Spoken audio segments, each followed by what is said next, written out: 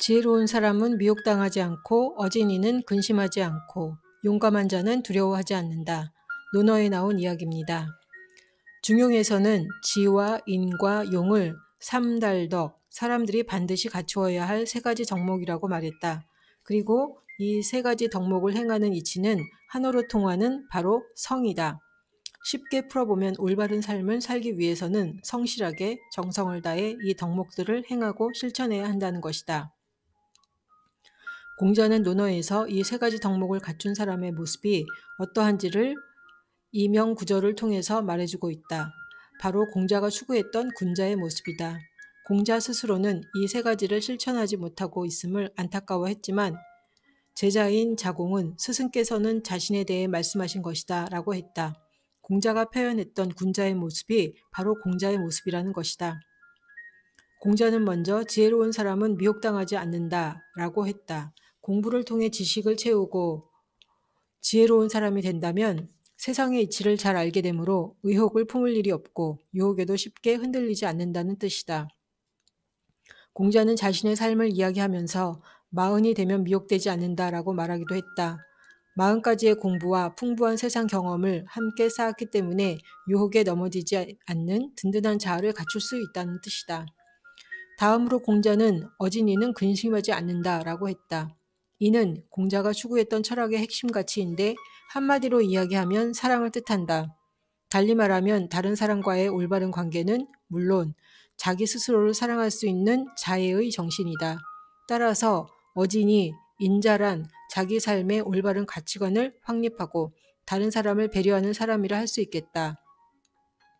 우리가 살아가면서 겪는 많은 근심과 걱정은 명예와 부에 대한 욕심에서 비롯되는 경우가 많다. 또한 스스로 올바르지 못한 일을 할 때도 형벌이 두려워 근심하게 된다. 하지만 자신의 삶에 뚜렷한 주관을 가지고 있는 사람은 자신의 진정한 가치가 결코 권력이나 부에 달려있지 않다는 것을 알고 있기에 세상의 욕심에서 비롯된 근심, 걱정에 시달리지 않는다. 마지막으로 공자는 용을 꼽으면서 용감한 자는 두려워하지 않는다 라고 말했다. 맹자에 실려있는 증자의 말 또한 여기서 비롯된다. 스스로 돌아보아서 옳지 않다면 비록 천한 사람을 만나도 두렵고 스스로 올바르다면 천만대군이 앞을 막아도 두렵지 않다. 스스로 올바름을 쫓는 용기야말로 진정한 용기라는 가르침이다. 올바른 마음에서 비롯된 자존감과 긍지가 어떤 두려움에도 맞설 수 있는 진정한 용기를 준다. 겉으로 드러나는 외적인 용기나 내면의 기계도 중요하지만 무엇보다도 정의를 추구하는 정신을 가장 먼저 앞세워야 한다.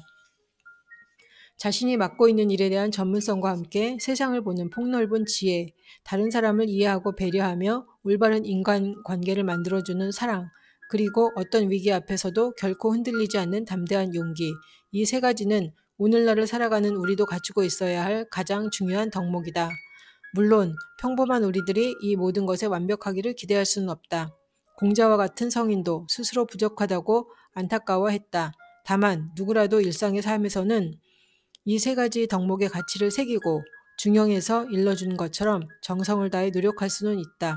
리더로서, 어른으로서 함께하는 사람들에게도 이 세 가지 덕을 목표로 삼아 정성을 다해 노력하자는 가르침을 줄 수 있다면 분명히 좋은 결과를 만들 수 있을 것이다. 지혜로운 사람은 미혹당하지 않고 어진이는 근심하지 않고 용감한 자는 두려워하지 않는다. 중국 근현대기 사상가 량치차오가 수저우시에서 이 구절을 주제로 연설을 했다. 강연에서 자신의 뚜렷한 가치관을 피력하거나 올바른 인재상에 대한 관점을 이야기할 때 유용한 구절이다.